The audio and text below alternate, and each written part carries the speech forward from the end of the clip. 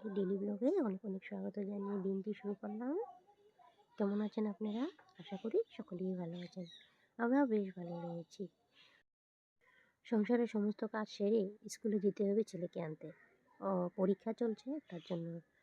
তো এদিকে আমি রুটিটা করে নিয়েছি, যত আশিপাশি কাজ ছিল সকালে সবটাই সেরে নিয়েছি। আর আজকে যদি ওরকম ঘর হতো বড়সড়, তো তোমাদের সাথে সকালে আশিপাশি কাজগুলো সবটাই শেয়ার করতে পারতাম আমি। তো এদিকে আমি আটাটা মেখে রুটিগুলো একসাথে বেলে নিয়েছি। যেহেতু আমাদের বেলনি চাকি নেই, খারাপ হয়ে গিয়েছে, আমাকে আনতে হবে। তো পিসির থেকে বেলনি এনে পিসির আগে দিয়েছি। পিসিও রুটি করে সকাল সকাল। আর আমার বেলনিটা নিয়ে তোমার ইঁদুরে কেটে দিয়েছে। ইঁদুরে যেহেতু মাটির ঘর, তো রেখেছিলাম প্লাস্টিকে ভরে। তো কী করেছে কোন ফাঁক দিয়ে মানে রাত্রেবেলা একদিনে এটা কেটে দিয়েছে। তো আমি ওটা ফেলে দিলাম, আর ভালো লাগেনি, ওটা কেন কি নষ্ট হয়ে গিয়েছে তার জন্য। তো আমার নতুন আনতে হবে। পিসির থেকে এনে আমি রুটিগুলো বেলে নিয়েছিলাম একসাথে, সবগুলো একসাথে বেলে তারপরে একভাবে ভেজে নিচ্ছি আমি দিয়ে। প্রতিমা দিদিভাই লিখেছে খুব সুন্দর লাগলো ভিডিওটা, thank you so much. Manasa দিদিভাই লিখেছে এখানে মন দিয়ে তোমার ভিডিও দেখলাম, বেশ ভালোই লাগলো। ভালো থাকবে বোন, তুমিও ভালো থেকো দিদিভাই, এভাবে পাশে থেকো।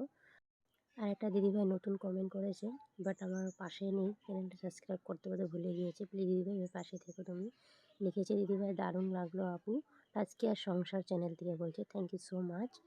তারপরে এখানে আরেকটাও দিদিভাই লিখেছে এখানে কি মামু মণ্ডল নাকি, মামন মণ্ডল, সরি। খুব সুন্দর লাগলো ভিডিওটা, থ্যাংক ইউ সো মাচ দিদিভাই।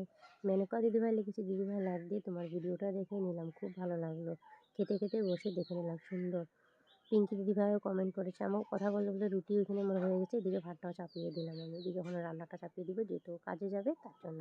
তো পিঙ্কি দিদিভাই এখানে লিখেছে কমেন্ট শুনলাম চা দিয়ে শেষ হয়েছে, থ্যাংক ইউ সো মাচ।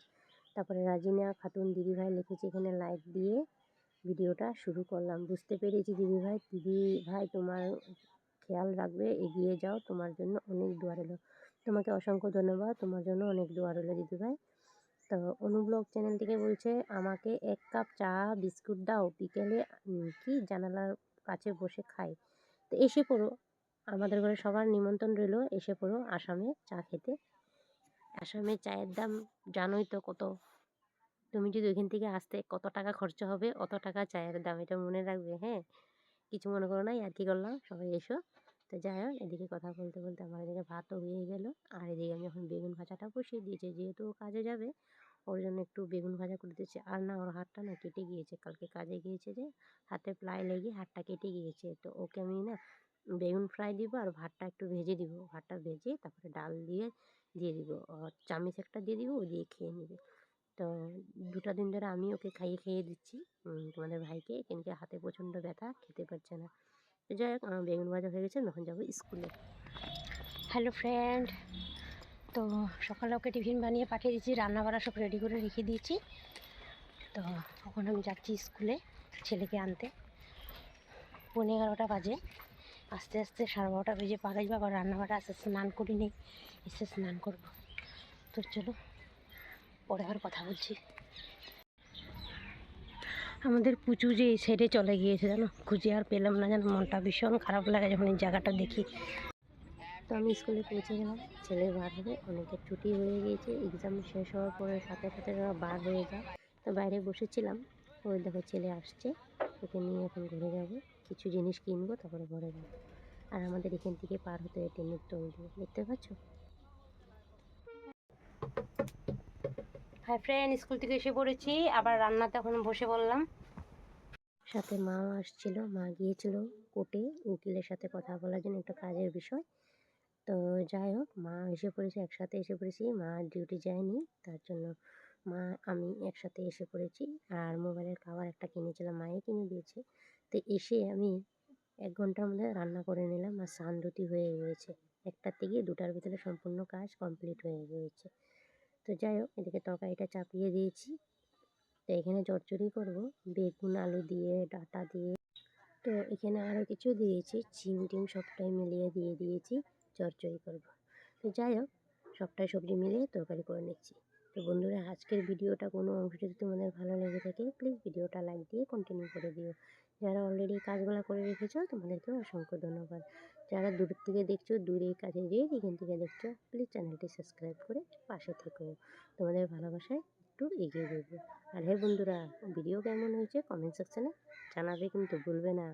তো যাই হোক, কথা বলতে বলতে চচ্চড়ি হয়ে গেছে, এখন যাব স্নানে।